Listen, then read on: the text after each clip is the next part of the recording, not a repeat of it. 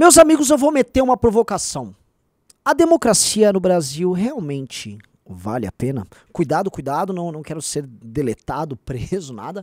Meto a provocação porque é real. Nós somos permanentemente governados por idiotas, idiotas profundamente amados pela facção e os seguidores da facção aos quais fazem parte, e que ficam se sucedendo mutuamente, novamente num processo de diminuição de inteligência e aumento do sofrimento. Tá? É impressionante como o PT e a turma deles foram para Davos, aquele encontro de magnatas e idiotas, em grande medida, que querem ditar como o mundo tem que ser. E nesse encontro, eles abriram a boca. E aí a gente vê realmente que nós somos governados por um bando de idiotas. Roda a vinheta.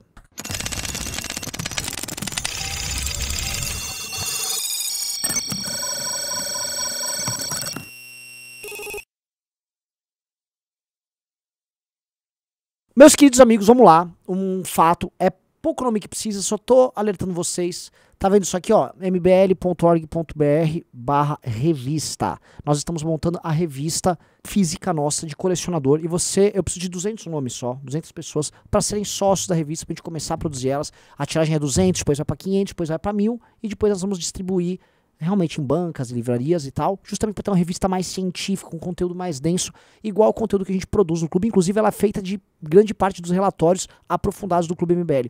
Quer entrar como parte disso, quer ser sócio disso? São só 200 pessoas nessas primeiras tiragens, vai vir assinado, carimbado para colecionador, é se inscrever e nós vamos entrar em contato e você compra, tá bom? Aguardo você lá. E aí o outro aviso, também nós estamos organizando o Congresso Nacional da Direita online e gratuito. É de graça, entendeu? Não tem merchan nenhum aqui, é justamente uma forma da gente organizar os nomes que estão livres da picaretagem, com vontade de construir algo novo, sendo oposição ao petismo, dentro do campo da direita. mbl.org.br/congresso, aguardo vocês. Então, vamos lá, galera.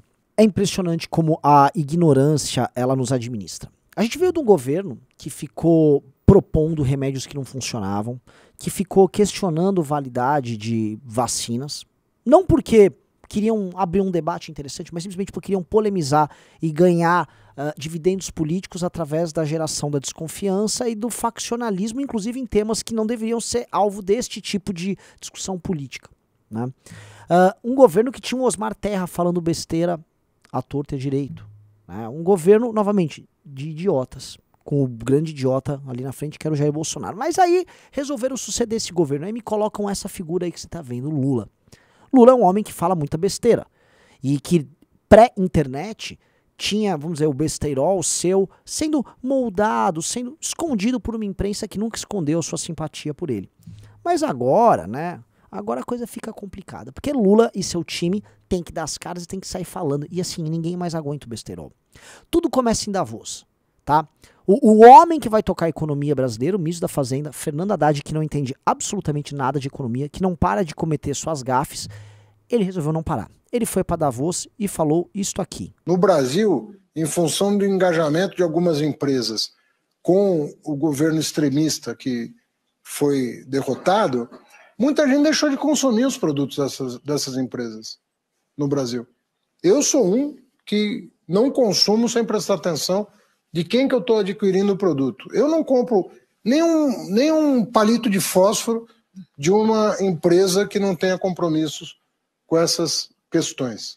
Pois é, galera, olha só. O que o Haddad está propondo é vamos dizer, um recorte ideológico na atividade empresarial brasileira. Olha, empresários da direita têm que ser sabotados, é isso? Vai haver uma política ativa de sabotagem a empresas brasileiras mediante a cor ideológica daquilo que elas professam? O que vocês querem dizer com isso, Haddad? Ou isso quer dizer o seguinte, que empresários ideologicamente alinhados com sua perspectiva de mundo, eles serão beneficiados? Porque foi isso que aconteceu com o PT, né? O BNDES, a política de campeões nacionais, fez com que os empresários aliados a vocês ganhassem muita grana. Rolou corrupção. A turma do Odebrecht era ali amiga de vocês, se tornou ideologicamente alinhada, né? E aí todo mundo ganhou bastante.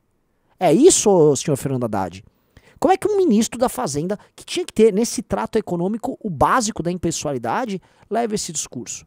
E aí dá pra gente aprofundar, porque No fundo, o contexto geral ali, eles estavam tratando de uma política de ideologização da atividade empresarial, que é o ESG, que é essa política de meio ambiente, governança social, não sei o quê, que no fundo é uma forma de tornar a atividade comercial, industrial, enfim, a atividade das empresas, uma atividade militante de imposição da cultura woke. Então ele fala, eu quero isso aqui, me tragam isso aqui e tal, mas tem empresas de direita fascistas no Brasil.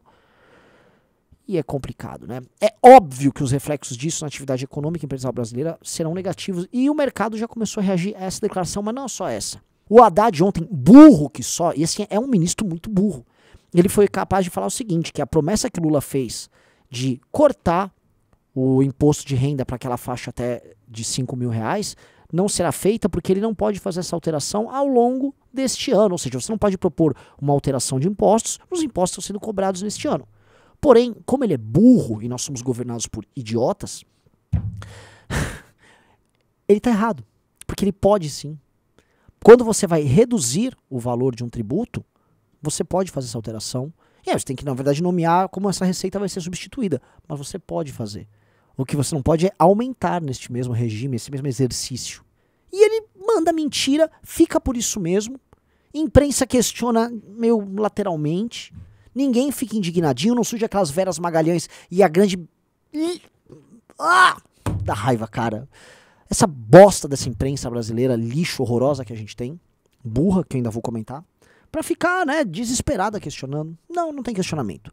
Aí veja, a mentira prossegue. Marina Silva tá lá em Davos e ela manda isso. O mundo é desigual. No meu país tem 120 milhões de pessoas que estão passando fome.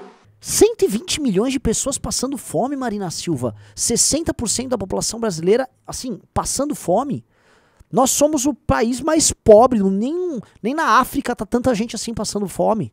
Aí as pessoas celebram a Marina Silva, ela é uma mulher muito inteligente, é muito capaz. Não é, a Marina Silva é a mesma tosqueira, repetidora de bravata, repetidora de blá blá blá que agrada essa elite que estava em Davos, elite global, que acha legal, essa mulher veio da floresta, deem dinheiro para suas iniciativas, porque ela atende até um papel que o Brasil tem que ter, um papel quase folclórico internacional, tipo como se o Brasil fosse um grande florestão. Aí taca ele fala besteira.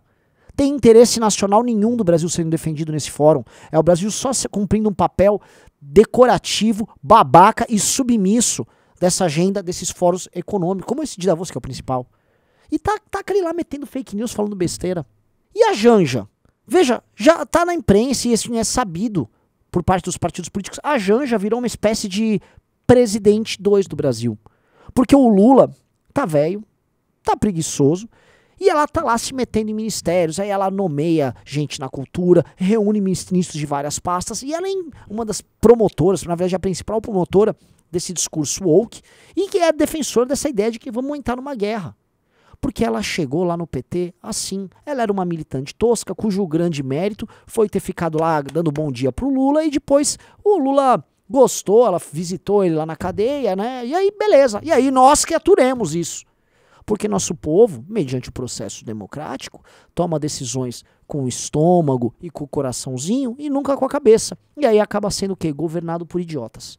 Mas o governo dos idiotas não terminam aí, porque um governo não se sustenta se não tiver uma imprensa amiga. Aí veja só essa matéria que você está vendo aí, né? A matéria do UOL, né? Falando que o Kim distorceu aquele projeto de lei absurdo que veio da Thieron, que vai, no fim das contas, punir humoristas.